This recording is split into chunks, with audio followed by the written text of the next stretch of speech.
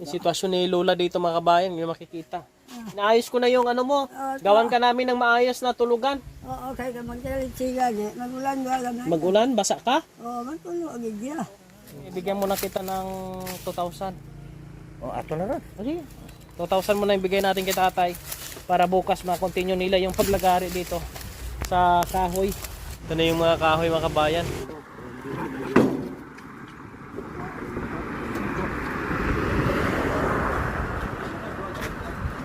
Balik ko ro. Supply na diyo. Supply na diyo.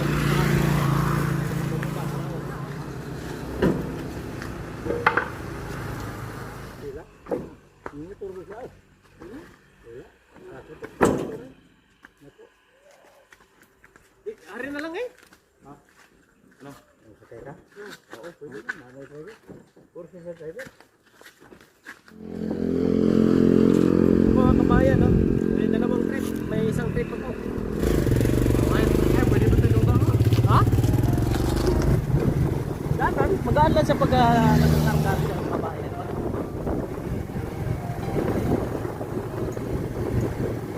Dito na kami. Ito yung Kamulayan. Kapasulbon sa area. Alam na ako ng service.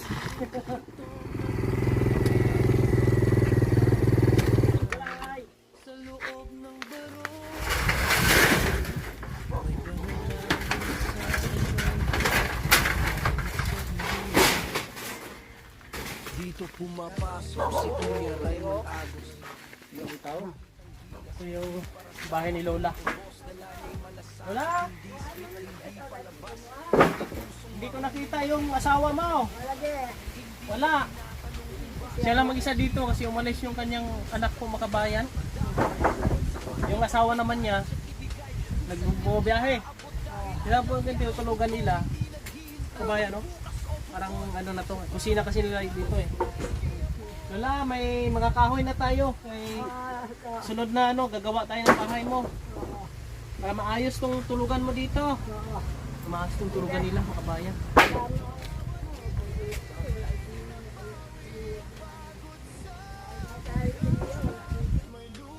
Ito, marami tong mga kahoy. Kahoy pong gagamitin natin. Matitibay ng kahoy ito. Kasi galing ito sa bukid. Hindi kamera ang nagtutulak sa kanyang hagbang, kundi konsensyang ayaw pumikit sa katotohanang masakit at lantad. Hindi views ang sukat ng kanyang tagumpay, kundi ang Pwede nga itong ano bro, no? Pwede nga gawing may silong eh, no? Yung ano, may silong, oh? Ano po eh? Lubo, no? Mga gis. Babalik pa isang trip doon. Mayroon pa doon yung mahaba. Mga kabayan.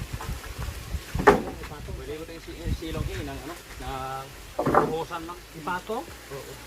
Mga dos. Oh! Almost 400 ball feet. Ito yung ating pong in-order galing sa bukid. Diniliver ngayon. Ito yung bahay nila ngayon, mga kababayan. Bahay ng dalawang senior, kung nyo makikita. Gawa sa nipa at walang dingding. Ngayon, mag-isa lang dito yung senior. Kita nyo po ninyo. Yun.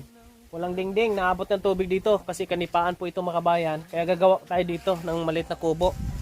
Nandito si Lola. Mag-isa lang sa dito kasi umalis po yung kanyang anak. May pinuntahan. Tapos yung kanyang asawa naman, yung senior din, bubiyahin ng padjak. Di pa dumating. Kumain ka na, Lola? Oo. Tapos ka na kumain. Yung sitwasyon ni Lola dito mga kabayan, yung makikita. Inaayos ko na yung ano mo. Gawan ka namin ng maayos na tulugan. Oo, kaya ka magkalitsiga niya. Magulan ba lang? Magulan, basa ka. Oo, magtulo agad niya. Aday ko may kapap din ka. Kaya pag maulan po mga kabayan, tulo talaga. Oo. Tapos yan, naka-pampers na nasan. Lagyan siya ng pampers. Binibigyan. Yung pampers mo. Sige Lola, hinahinay lang natin. Makasurvive tayo. Oo.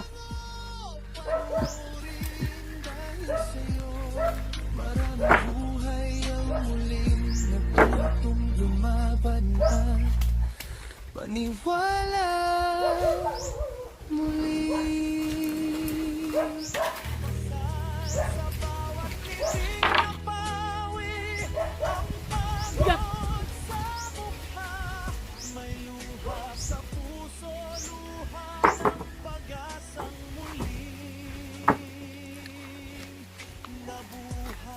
ng kahoy.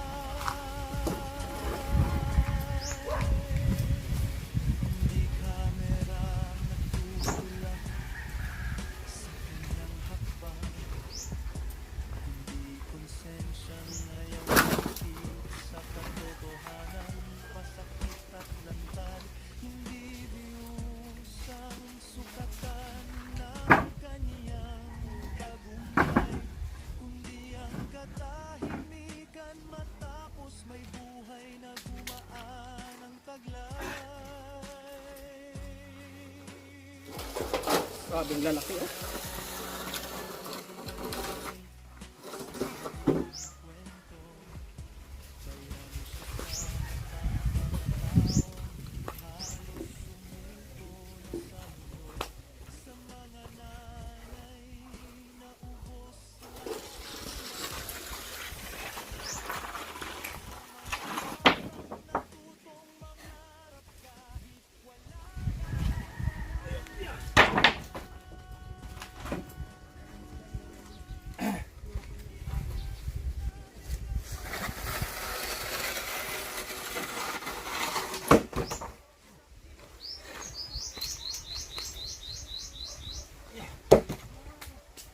Yung gagamitin natin, may mga kukunin pa tayo doon. Ito na yung mga pang ano namin. Pang saan yung busaog? Busaog ba na? Pang busaog? Babaw. Kuha na lang ng isang panday na kumpleto sa gamit, mga kabayan. Ito yung mga kahoy, lahat ng kahoy.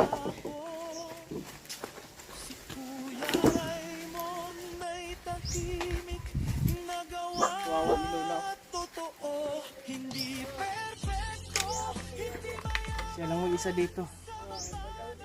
Wala kang kasama la? Ikaw lang mag-isa dire?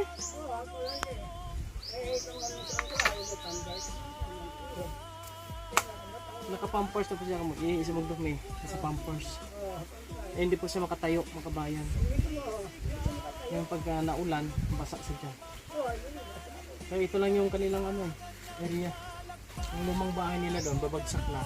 Kaya dito na lang sila. Kita nyo naman. Imagine mo gano'ng kahirap. Habang may malasakit, hindi kailanman maubos ang Ayun mga kabayan, maraming salamat po sa inyong suporta. Thank you.